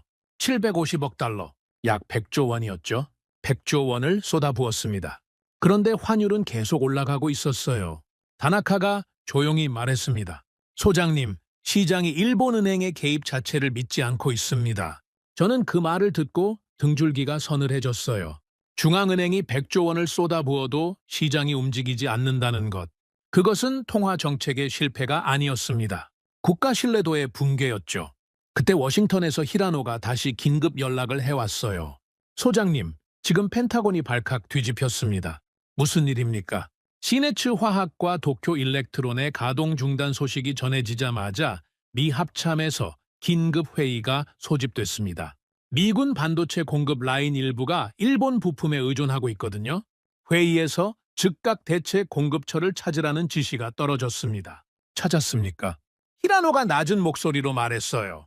현재 일본의 공급망을 즉각 대체할 수 있는 기술력과 생산, 인프라를 동시에 갖춘 국가는 지구상에 단 한 곳뿐이라는 결론이 나왔습니다. 대한민국입니다. 저는 수화기를 쥔 손에 힘이 빠지는 것을 느꼈어요. 대한민국, 일본이 멈춰선 자리에 한국이 있었습니다. 히라노가 말을 이었어요. 소장님, 한 가지 더 있습니다. 독일과 영국 총리가 이미 베이징으로 날아갔습니다. 중국과의 경제 협력 채널을 유지하기 위해서죠.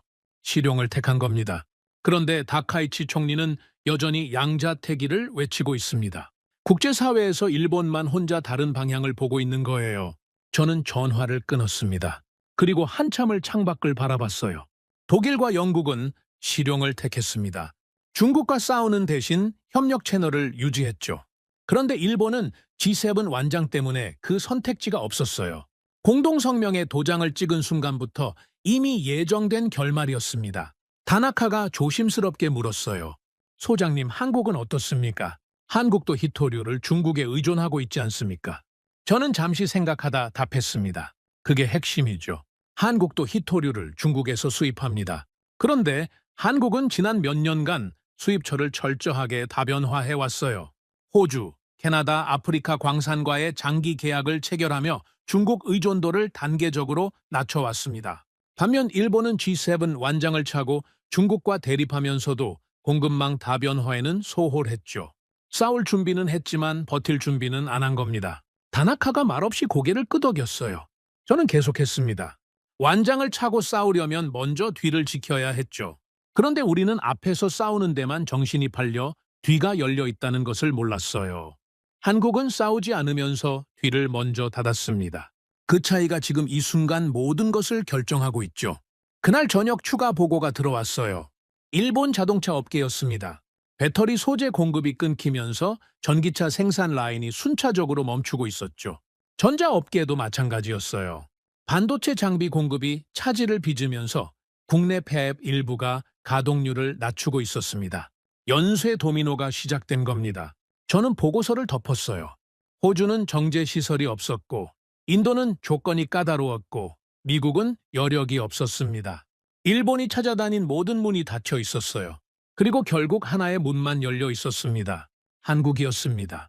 엔화가 폭락하는 소리는 과거 명품이라 불리던 일본 경제가 박물관의 유물로 전락하는 장송곡이었어요. 부품을 공급할 수 없는 제조 대국은 더 이상 대국이 아닙니다. 7월 1일은 일본 경제의 거대한 단절점이 될 것이었죠. 그리고 그 단절점 너머에서 세계는 이미 다른 나라를 바라보고 있었습니다. 일본이 멈춰선 그 자리에 한국이 서 있었어요. 그 사실이 그날 밤 저를 가장 깊이 흔들었습니다. 두 나라의 보고서를 나란히 펼쳐놓았습니다. 한쪽은 일본, 한쪽은 한국.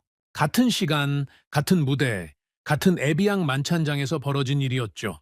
그런데 두 보고서가 담고 있는 세계는 전혀 달랐어요. 일본 보고서 첫 줄이었습니다. 트럼프 대통령, 다카이치 총리에게 4천억 달러 투자 이행 공개 촉구. 저는 그 문장을 읽으며 속으로 생각했어요. 공개 촉구. 외교 무대에서 공개 촉구란 사실상 망신 주기에 가깝죠. 일본은 미국에 4천억 달러 투자를 약속했습니다.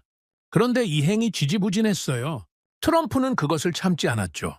에비앙 만찬장에서 다카이치 총리를 향해 차갑게 물었습니다. 약속한 4천억 달러 투자는 어떻게 되었소? 다카이치 총리는 과장된 미소로 얼버무렸어요. 구체적인 답이 없었습니다. 트럼프의 표정이 굳었죠. 그 장면을 옆에서 지켜보던 저는 속이 쓰렸어요. 미국의 돈을 인질 잡힌 나라의 민낯이었습니다. 그런데 한국 보고서는 달랐어요. 완전히 달랐죠. 한국 대통령은 트럼프를 만나는 자리에서 먼저 꺼낸 화제가 있었습니다. 남북 관계였어요. 미국이 원하는 것을 주는 자리가 아니었죠. 한국이 필요한 것을 먼저 의제로 올린 겁니다. 북한 문제 해결을 위해 미국의 확실한 역할이 필요합니다. 그 말을 트럼프에게 먼저 꺼냈어요. 그리고 트럼프가 고개를 끄덕였습니다. 저는 그 대목을 읽으며 잠시 멈췄어요. 일본은 미국의 요구에 얼버무렸고 한국은 미국에게 먼저 요구했습니다. 그 차이가 너무나 선명했죠. 저는 그 차이가 어디서 오는지를 추적하기 시작했어요. 그리고 한 가지 결론에 도달했습니다. 한국은 미국이 돈으로도 살 수 없는 것을 갖고 있었어요. 군함을 짓는 도크, 반도체 공급망의 핵심 고리, 그리고 지금 막 전 세계 방산 시장에서 그 실력을 증명하고 있는 기술력이었죠. 그것들은 단기간에 만들어지는 것이 아닙니다. 수십 년간 멈추지 않고 쌓아온 것들이에요.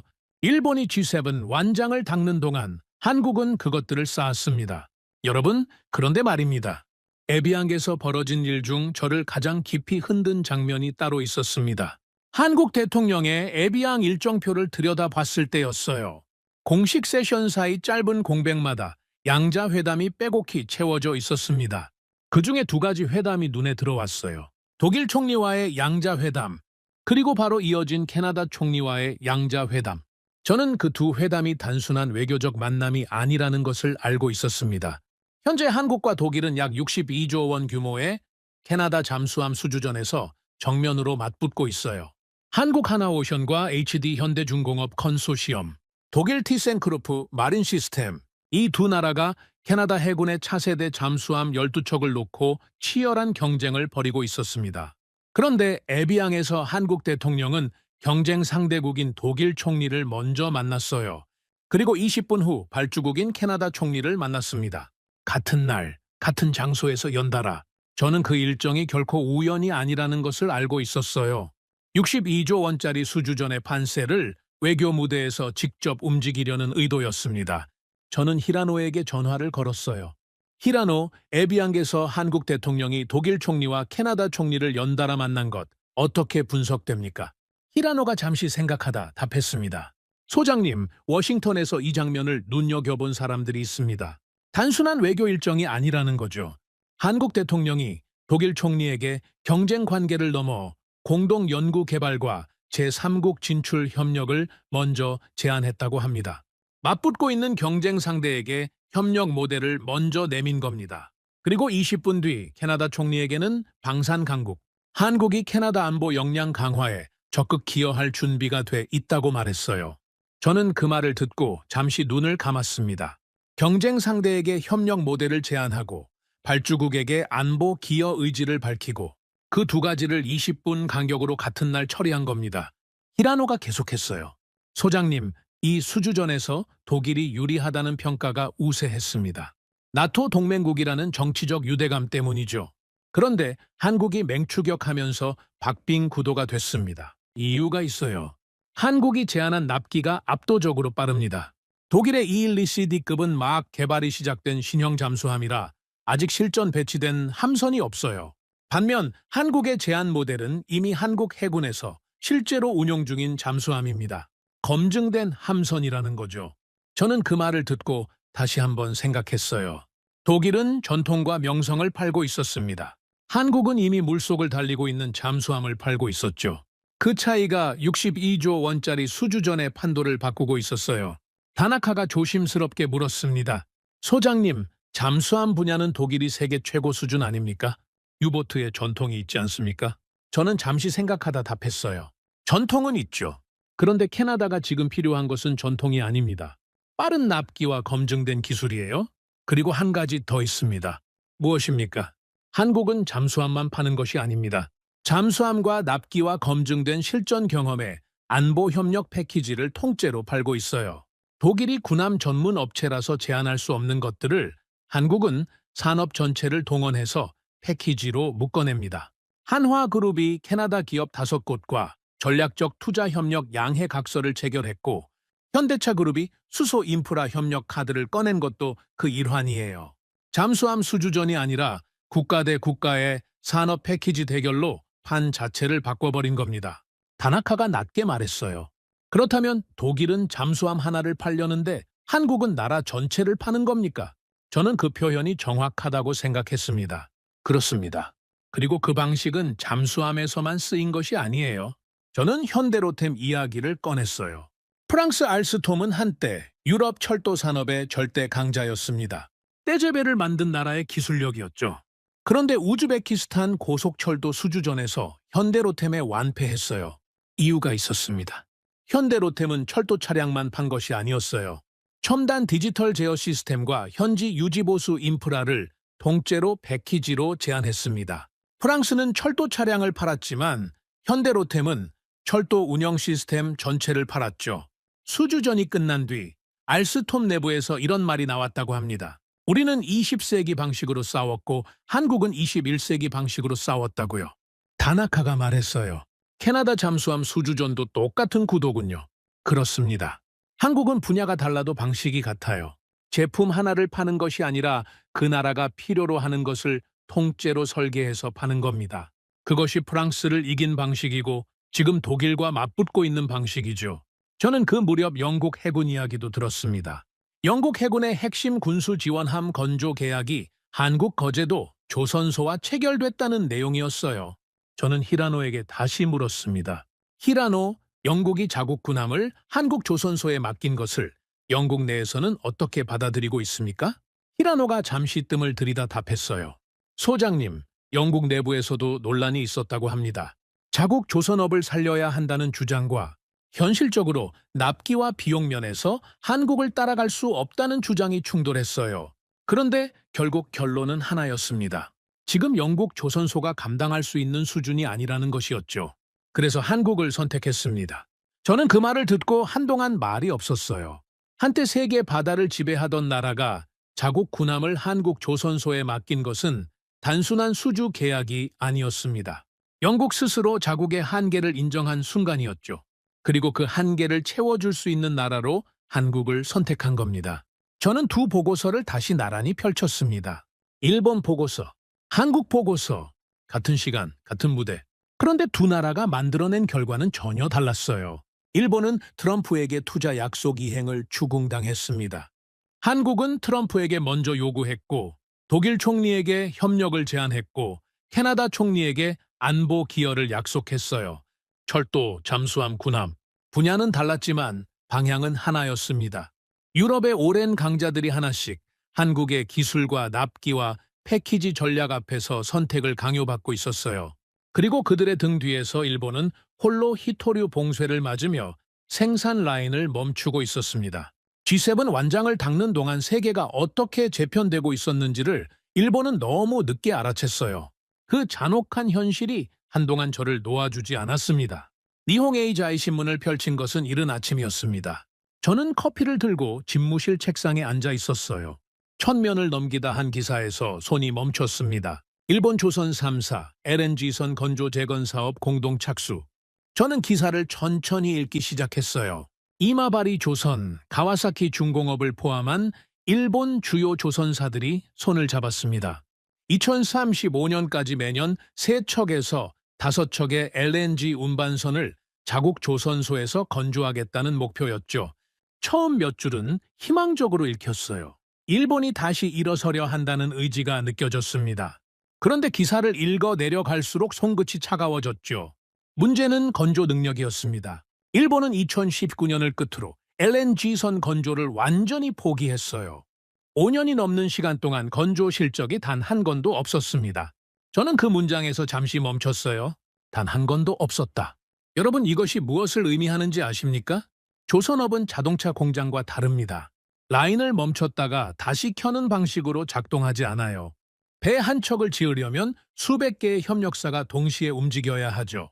특수 강판을 납품하는 회사, 배관을 만드는 회사, 전기 시스템을 설계하는 회사, 극저온 탱크를 제작하는 회사, 그 생태계 전체가 살아 있어야 합니다.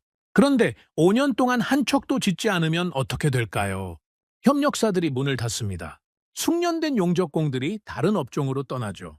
설계 엔지니어들이 흩어집니다. LNG 극저온 기술을 다루던 전문 인력들이 사라져요. 한번 무너진 생태계는 대기업 몇 곳이 손을 잡는다고 하루아침에 살아나지 않습니다. 그것이 일본 조선 3사가 힘을 합쳐도 혼자서는 할 수 없는 이유였어요. 저는 기사 마지막 부분을 읽었습니다. 그리고 그 결정타가 날아왔죠. 일본 정부와 조선업계가 한국의 기술 협력을 요청하고 기술 이전을 받는 방안을 검토하고 있다. 저는 그 문장을 읽고 잠시 신문을 내려놓았어요. 한국의 기술 이전을 요청한다. 저는 그 순간 40년 전을 떠올렸습니다. 제가 젊은 관료이던 시절이었어요.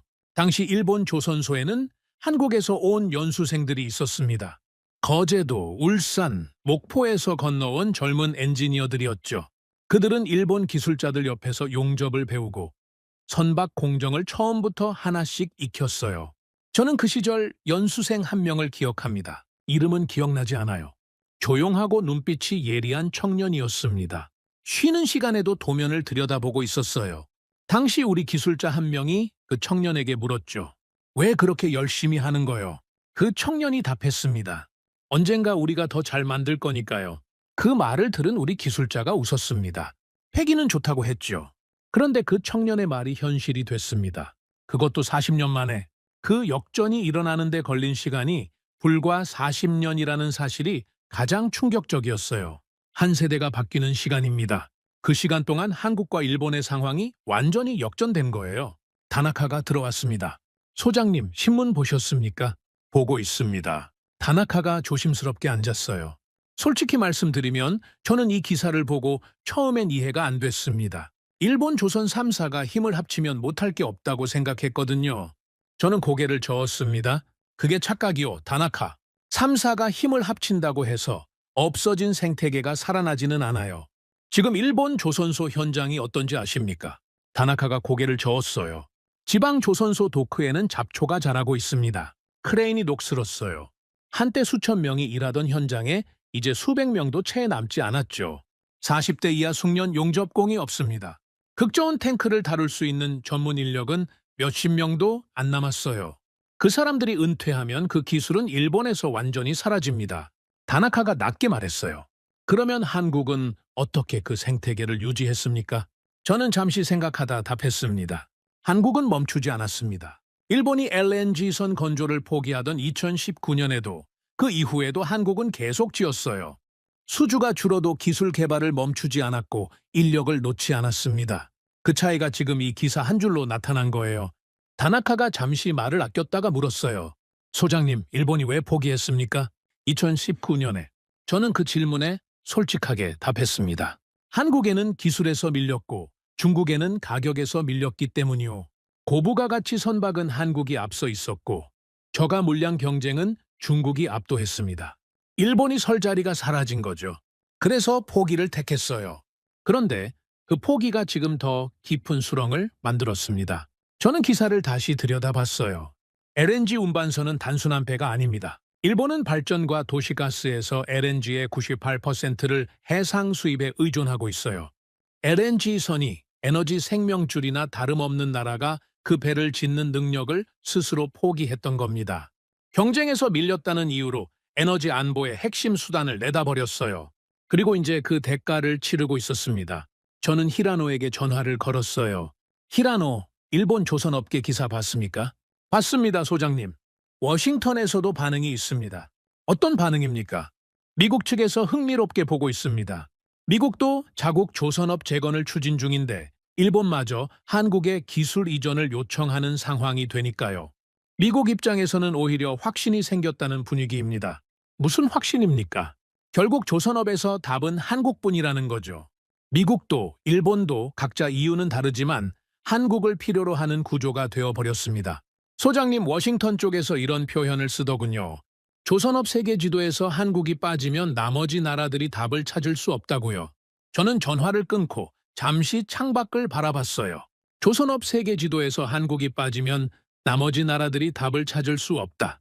그 말이 오래 머릿속에 맴돌았습니다. 다나카가 다시 말했어요. 소장님, 한 가지 여쭈어봐도 됩니까? 말해보시오. 일본이 한국의 기술 이전을 요청한다고 해도 한국이 응할 이유가 있습니까? 한국 입장에서는 경쟁자를 키워주는 셈 아닙니까? 저는 잠시 생각했어요. 그게 핵심입니다. 한국이 기술 이전에 응한다면 그것은 선의가 아닐 거예요. 철저한 계산이겠죠. 기술을 이전하되 핵심 공정은 넘기지 않거나 협력의 대가로 다른 무언가를 얻어내는 방식으로 움직일 겁니다. 한국은 그런 계산을 해왔던 나라니까요. 다나카가 낮게 말했습니다. 그렇다면 일본은 한국에 이끌려가는 겁니까? 저는 잠시 답을 고르다 말했어요. 이끌려간다기보다 의존하게 된다는 표현이 맞겠죠. 그리고 그 의존이 앞으로 얼마나 깊어질지는 아직 모릅니다. 다만 한 가지는 확실해요. 일본이 스스로 선택할 수 있는 폭이 점점 좁아지고 있다는 겁니다. 2025년 기준 세계 신규 수주 점유율을 보면 이것이 얼마나 냉혹한 현실인지가 한눈에 들어옵니다. 중국 63%, 한국 21%, 일본 5%. 일본은 한국과 중국 사이에서 완전히 고립됐어요. 고부가 가치 선박은 한국이 압도하고 저가 물량은 중국이 싹쓸이하고 있습니다. 일본이 설 자리가 없어진 거죠. 그리고 그 5%라는 숫자가 에비앙 회견장 구석 의자와 겹쳐 보였어요. 저는 신문을 덮었습니다. 일본 조선 3사가 힘을 합쳐 도전하는 목표. 2035년까지 매년 3척에서 5척.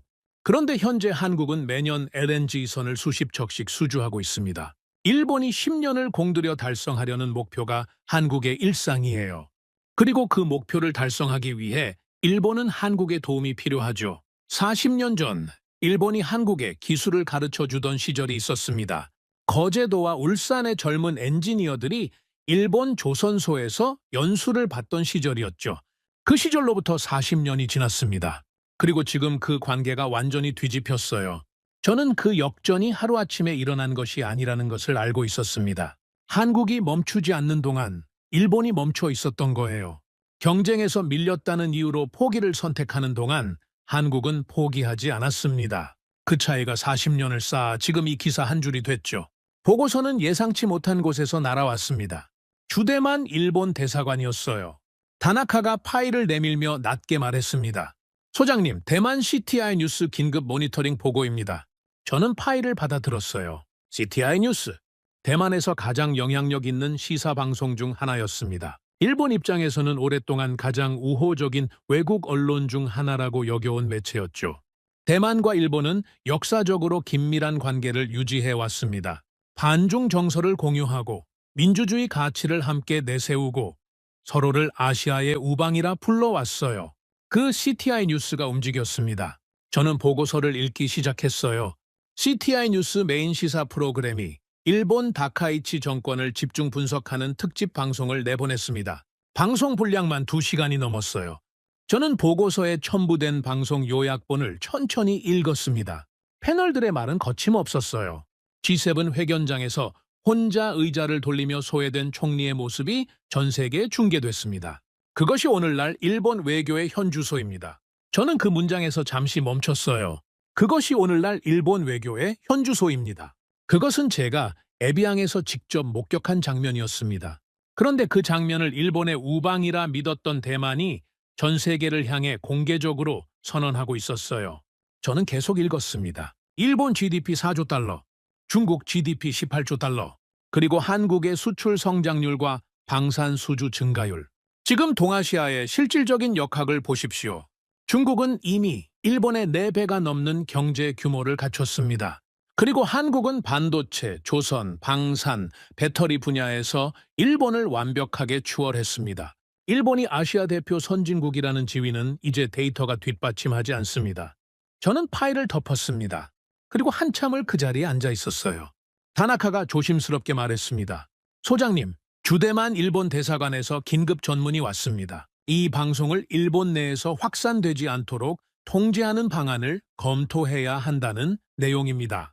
저는 잠시 생각하다 답했어요. 이미 늦었습니다. 예? 방송이 나간 순간 이미 늦은 거예요. 지금 이 시대에 방송을 통제한다는 것이 가능하다고 생각합니까? 소셜미디어에 이미 퍼졌을 겁니다. 통제하려 한다는 사실 자체가 더 큰 뉴스가 될 뿐이에요. 다나카가 고개를 끄덕였습니다. 저는 다시 파일을 펼쳤어요.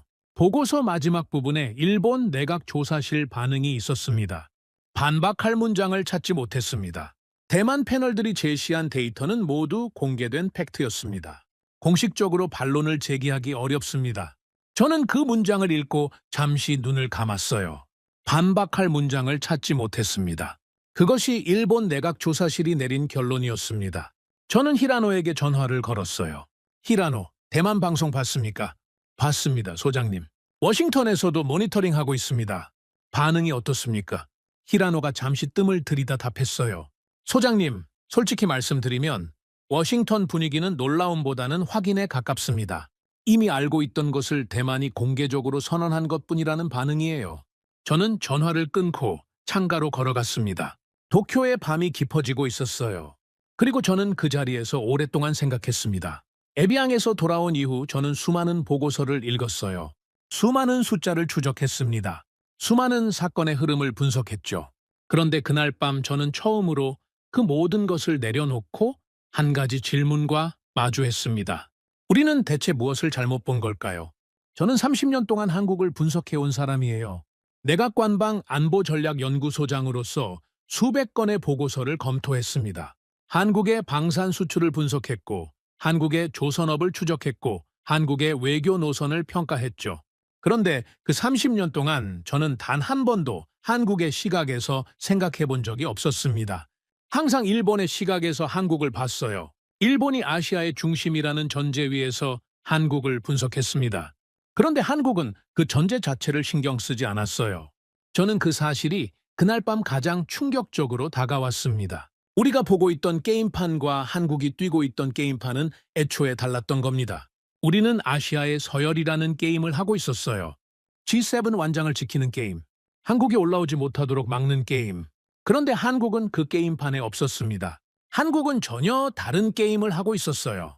반도체를 만드는 게임, 배를 짓는 게임, 자주포를 파는 게임, 잠수함 기술을 개발하는 게임, 그리고 그 게임에서 이기는 순간 세계가 먼저 찾아오는 구조를 만드는 게임이었죠. 우리가 서열 게임을 하는 동안 한국은 실력 게임을 하고 있었습니다. 그리고 실력 게임에서 이긴 나라가 결국 서열 게임도 지배하게 됐어요. 저는 그 사실을 30년 동안 보지 못했습니다. 아니, 보려 하지 않았던 거겠죠. 다나카가 제 옆으로 왔습니다. 소장님, 많이 힘드십니까? 저는 잠시 생각하다 답했어요. 힘든 게 아닙니다. 부끄러운 거죠. 다나카가 고개를 들었습니다. 부끄럽습니까? 그렇습니다. 저는 30년 동안 한국을 분석했습니다. 한국이 강해진 이유를, 한국이 세계에서 인정받는 이유를 수백 번 들여다봤어요. 그런데 단 한 번도 제대로 본 적이 없었습니다. 왜냐하면 저는 항상 일본이 앞서 있다는 전제를 갖고 한국을 봤으니까요. 그 전제가 분석을 왜곡했습니다. 다나카가 조용히 말했어요. 그러면 우리가 잘못 분석한 것은 한국이 아니라 일본 자신이었던 겁니까? 저는 그 말을 듣고 한참을 생각했습니다. 그렇습니다. 우리는 한국을 잘못 분석한 것이 아니었어요. 일본 자신을 잘못 분석한 겁니다. 우리가 아시아의 중심이라고 믿었습니다. 그 믿음이 틀리지 않았던 시절이 있었어요. 그런데 그 믿음에 안주하는 동안 세계가 바뀌었습니다. 한국은 그 변화를 읽었어요. 일본은 읽지 못했죠. 아니, 읽으려 하지 않았습니다. 저는 창밖을 바라봤어요. 도쿄의 밤이 깊어지고 있었습니다. 그 밤은 아름다웠어요. 그런데 그 아름다움이 낯설게 느껴졌습니다. 우리가 30년간 지켜온 것들이 우리를 지켜주지 않았다는 것을, 우리가 버려야 했던 것을 끝까지 붙들고 있었다는 것을, 그리고 우리가 막으려 했던 나라는 처음부터 우리를 신경 쓰지 않았다는 것을, 그 세 가지 사실이 그날 밤 저를 가장 깊이 흔들었어요. 여러분, 그런데 말입니다. 저는 마지막으로 한 가지를 더 말씀드려야 합니다. 그날 밤 가장 충격적이었던 것은 대만 방송의 비판이 아니었습니다. 일본 내각 조사실이 반박할 문장을 찾지 못했다는 사실도 아니었어요. 가장 충격적이었던 것은 따로 있었습니다. 저는 에비앙에서 돌아오는 비행기 안에서 한국 외교 실무진과 마주쳤다고 했습니다. 그때 제가 물었죠. 왜 이렇게까지 당당할 수 있는 겁니까? 그 외교관이 담담하게 답했어요. 우리에겐 그들에게 없는 것이 있으니까요. 저는 그때 그 말을 들으며 미국을 생각했습니다. 미국이 상실한 조선 능력을 한국이 갖고 있다는 뜻이라고 해석했어요. 그런데 그날 밤 저는 그 말이 다르게 들렸습니다. 그들이 상실한 것, 그것은 미국만의 이야기가 아니었어요. 일본도 상실했습니다. LNG선을 짓는 능력을 상실했어요. 히토류 공급망을 다변화하는 능력을 상실했습니다. 세계가 변하는 것을 읽는 능력을 상실했죠. 그리고 가장 중요한 것을 상실했어요. 멈추지 않는 능력이었습니다. 한국은 멈추지 않았습니다. 일본이 경쟁에서 밀렸다며 포기하는 동안 한국은 포기하지 않았어요. 일본이 완장을 닦는 동안 한국은 기술을 쌓았습니다. 일본이 서열 게임을 하는 동안 한국은 실력 게임을 했죠. 그것이 전부였어요. 화려한 전략이 아니었습니다. 비밀스러운 설계도가 있었던 것도 아니었어요. 그냥 멈추지 않았습니다. 저는 그 단순한 사실 앞에서 오랫동안 서 있었어요. 30년 동안 전략을 분석하고 보고서를 쓰고 회의를 했습니다. 그런데 그 모든 것보다 단순한 진실이 있었어요. 멈추지 않는 나라가 이긴다는 것을. 일본도 멈추지 않을 수 있을까요? 그 답을 저는 아직 모릅니다. 하지만 한 가지는 알고 있어요. 지금부터라도 제대로 된 게임판을 봐야 한다는 것을. 서열 게임이 아니라 실력 게임을, 완장이 아니라 기술을, 그리고 무엇보다 멈추지 않는 것을. 그것이 에비앙에서 돌아온 저 가토, 켄이 내린 마지막 결론이었습니다. 오늘의 사연은 여기까지입니다. 구독과 좋아요는 영상 제작에 아주 큰 힘이 됩니다. 지금까지 감동테라스 저는 소희였습니다. 오늘도 우리 구독자님들의 가정에 따뜻한 행복이 가득하시길 진심으로 바라겠습니다. 긴 영상 끝까지 시청해주셔서 정말 감사합니다. 내일 더 좋은 이야기로 찾아뵙겠습니다. 감사합니다.